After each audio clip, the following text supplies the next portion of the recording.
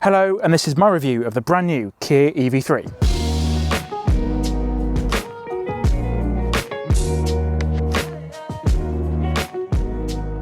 The EV3 is currently the smallest electric vehicle on offer from the South Korean car company. The company has the EV2 coming pretty soon, but for now, this is the smallest one they offer. It's very similar in size to the Nissan Juke, Volkswagen T-Roc, and also the all-electric Volvo EX30. The EV3 has sometimes been referred to as the baby EV9, Kia's flagship electric SUV. And just looking at the front design, you can see where people get that idea. Got the L-shaped headlights here, which are LED as standard on all versions of the EV3. Got a very similar front end design, the clamshell hood here. Also got the shiny black plastic on the bottom there as well, radar sensor and parking sensors. Now this specific GT line version of the EV3 doesn't have a front-facing camera. That is instead reserved for the GT line S models. What do you think of the front design? Let me know in the comments down below. Now the EV3 is actually front-wheel drive, which is slightly unusual. And despite this, Kia has managed to pack quite a bit of space underneath the bonnet in this Frunk storage area. You also see that we've got gas struts for holding the bonnet up, and not even the latest Golf 8.5 has that. So a sort of a nice premium feature that is missing from a lot of new cars. Really good, decent amount of storage here. You can store some charging cables in here if they are folded up in a certain way. It does look slightly small, and Kia's other larger models that are rear-wheel drive do have a much bigger storage bin, but it's nice that they actually went to the effort to put this in here rather than just not put it in at all. As I said, it is a little bit small, but you could use it for something. Elsewhere, a lot of plastic here, which does feel quite good quality. Got an access hatch here for the 12-volt battery, and also the screen wash here as well. Pretty good, and there is some sound deadening here and a bit of sort of protection for making this area here a bit more waterproof and sort of airproof. In the UK, there are 3 different trim levels of the EV3 to choose from, either Air, GT Line or GT Line S, and all 3 versions have exactly the same electric motor, so there's no performance differences between all 3. The only thing you can choose from is the colour and the battery version or the battery size on the entry-level Air version. The Air starts at £33,005, and then the GT Line S with the optional heat pump is £43,905. And the one I've got behind me is the GT Line with the optional shale grey paint, which is £625. And that means this car cost £40,030, and that does mean it's eligible or subject to the luxury vehicle excise duty. Now, before we go any further, I would really appreciate it if you could subscribe to the Interface Cars YouTube channel. There's lots of content coming on a regular basis, such as new car reviews like this one, infotainment walkthroughs and EV charging guides. Thank you. Most of the EVs that are coming from the Hyundai group lately, so that's Genesis, Hyundai and Kia, are pretty much 800 volt, and that's sitting on the company's eGMP platform. And that powers things like the Hyundai Ioniq 5, the very popular Kia EV6, and also more premium offerings like the Genesis GV60. Now, when you make a car that's 800 volt, you get a really efficient one, but they also can charge incredibly fast. Now, that's really good for long distance journeys, but it is quite expensive to manufacture and just get off the ground. This is where the Kia PV5, their new electric van, and the EV3 come in. These are cheaper to buy outright, but they're also sitting on a new 400 volt version of that eGMP platform. That does come with 1 or 2 trade-offs. Thankfully, you still get really good efficiency. This one's getting over 4 miles per kilowatt hour, but the DC charging speed does take a hit. So the EV6, for example, can charge at around 250, 260 kilowatts, whereas the EV3 tops out at 127. That's still going to get you really good range and charging speed. So 10 to 80% roughly is done in 30 minutes. That's still very competitive. But it does mean that there are 1 or 2 little drawbacks with buying a cheaper Kia EV, for example. Now with this EV3, there are 2 different batteries to choose from. You can get the Air with either a 58.3 kilowatt hour battery or an 81.5. And then every version elsewhere, like the GT Line and the GT Line S, only come with that larger battery pack.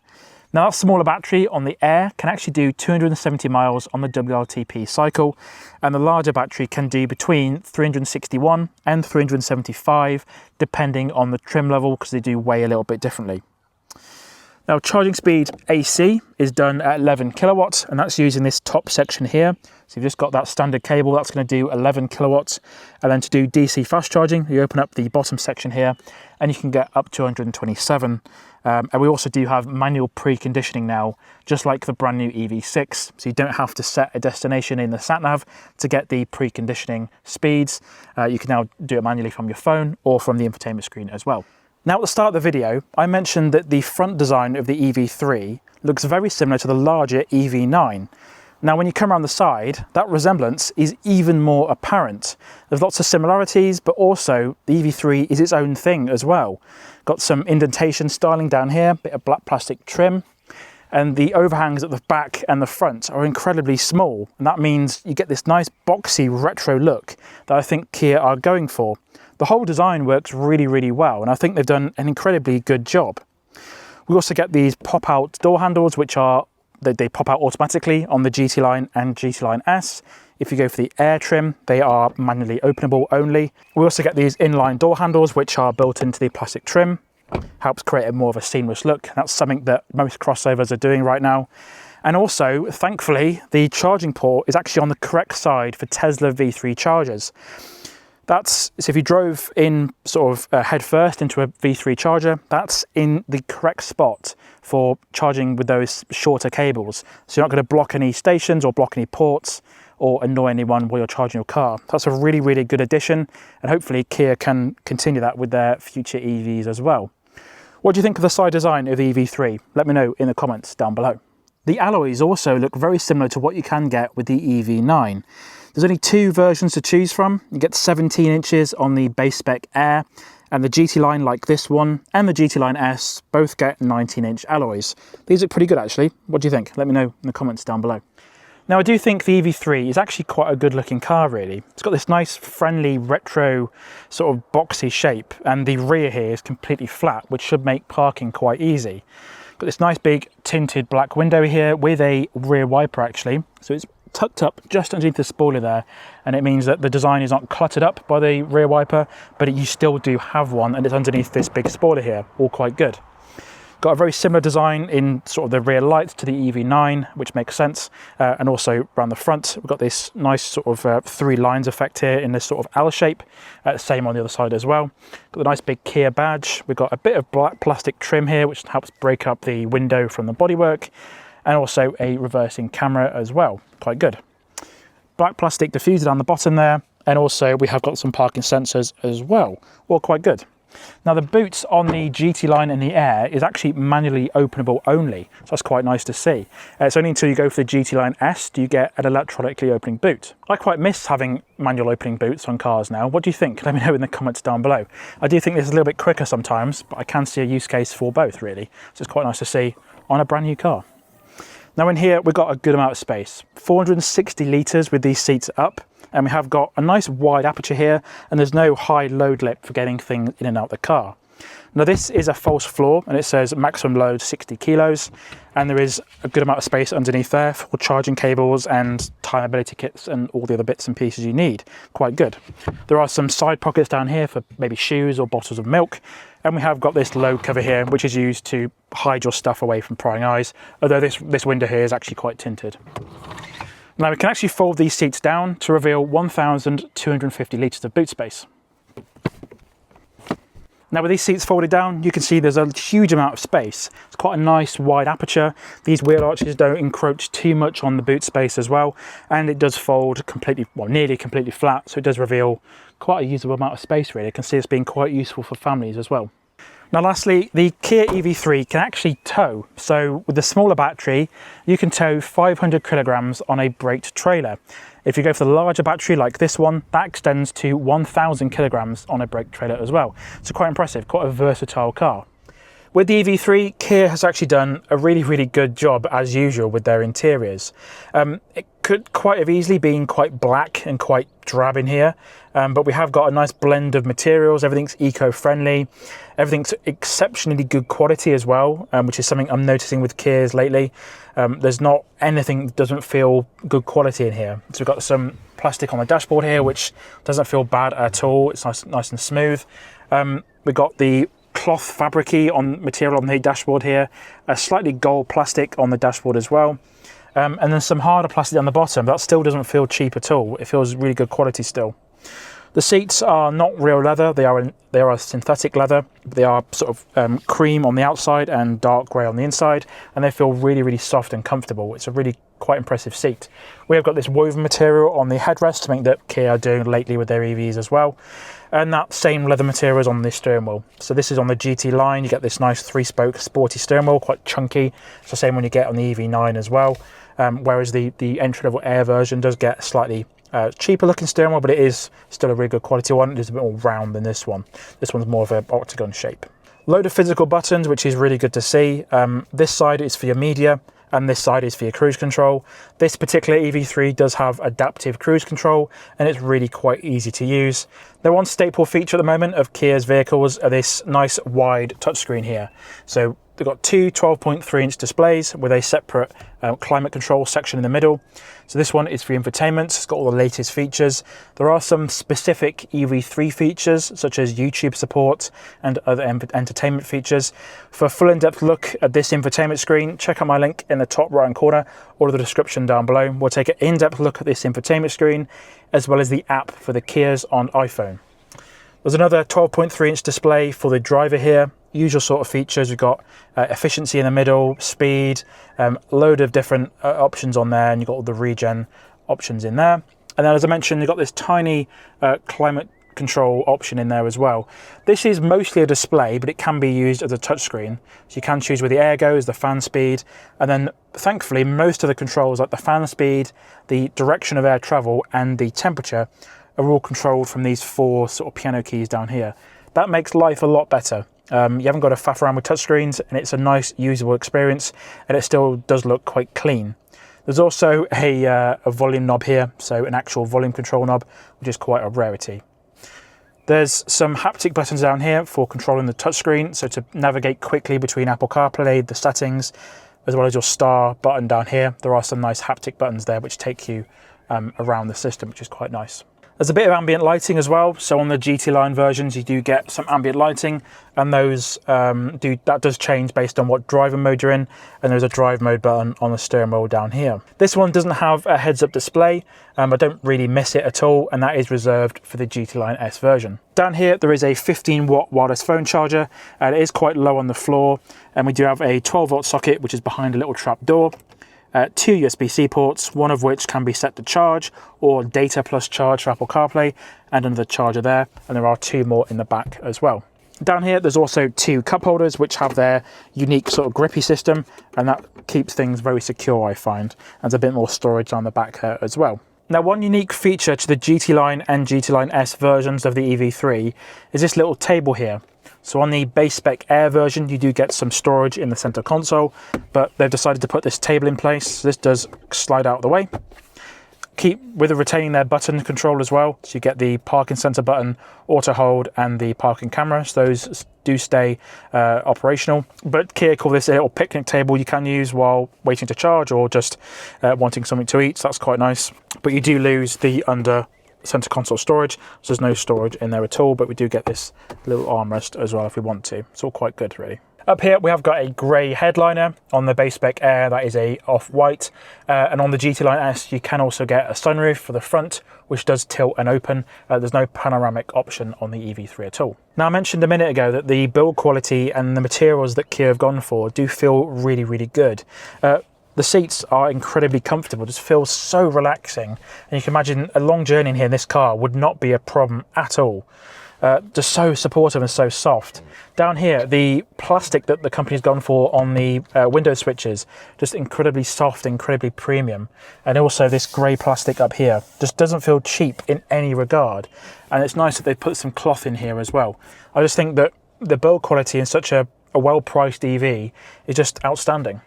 This car really isn't that long, and I did compare it to the T-Roc and the Duke a bit earlier, but I'm really impressed with the amount of legroom back here. Now this driver's seat is set up for my driving position, and I'm around 5'7" in height, and I've got a really good amount of legroom here, and actually a reasonable amount of headroom too, considering the low roofline of the EV3.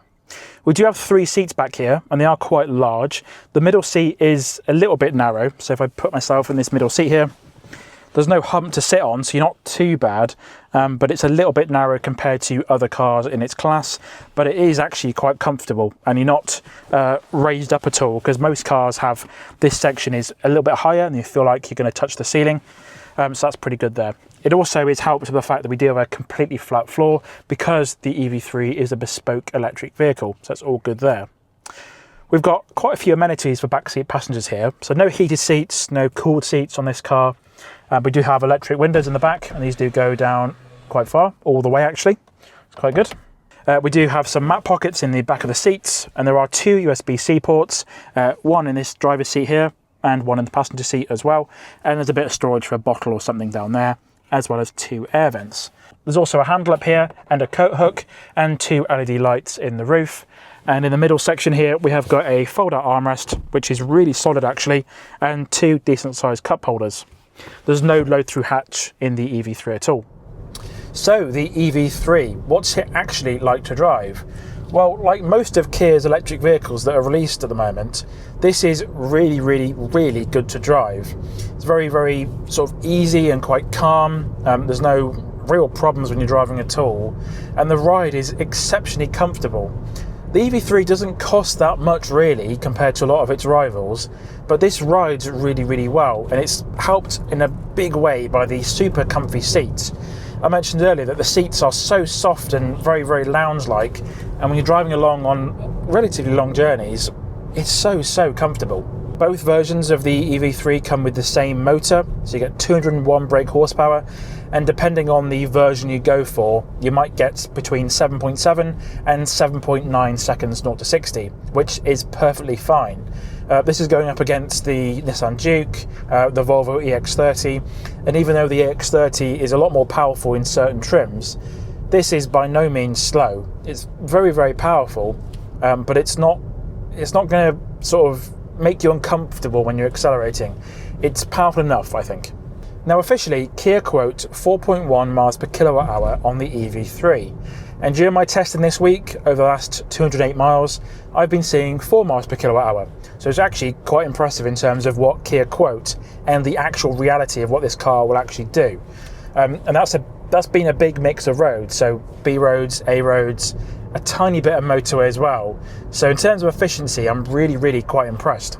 The range also is showing some really impressive figures. At 100%, I've been seeing 340 miles, and now at 80%, it's now showing 270 miles. It's really quite impressive in terms of what this car will do on a full charge. One of the really annoying things on this car is the driver monitoring system. Other Kias I've driven have had this system, like the EV9, but in the EV3, it is incredibly intrusive. Just while I've been looking at the camera now and again, the car has been really quite upset about the fact that I've not been looking at the road sort of maybe 99% of the time. It's really quite annoying. You can turn it off, but it is unfortunately one of those things that comes back on every time you restart the vehicle. It is quite intrusive. Now also, regen is one of the areas where Kia really excel. We've got fully adjustable regen on the EV3, and that is using the paddles on the steering wheel. So we've got I pedal if you hold down the left pedal here, and that enables the one pedal driving mode. And we've also got level 0, 1, 2 and 3 in terms of regen. So now I'm on level 0 and the car is just coasting along. And all you need to do that's that driver monitoring system again. All you need to do is press the left paddle, and that enables level 1, level 2, level 3, and then you hold down that paddle as well, and that enables I pedal, which slows you down really good, and it just slows down really quite aggressively, and it means you can rely on this car for one pedal driving and not even touch the brake pedal. It's quite impressive. Now in terms of acceleration, let's have a quick look here. So I'm on a 60 road, slow down with the one pedal driving. So 3, 2, 1, go.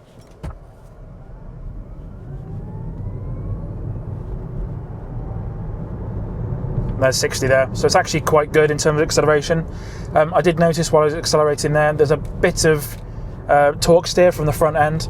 Obviously the EV3 is front wheel drive, as I mentioned earlier. So there's a fair bit of, well, not a fair bit, but there's a little bit of jostling around when you accelerate from a standstill. The acceleration is not brisk by any means, but it is more than enough for most people. Some of the EVs that are being released right now are frankly quite too fast sometimes. It's quite nice to see a adequately accelerating EV. Also, the way this thing goes around a corner is actually quite impressive.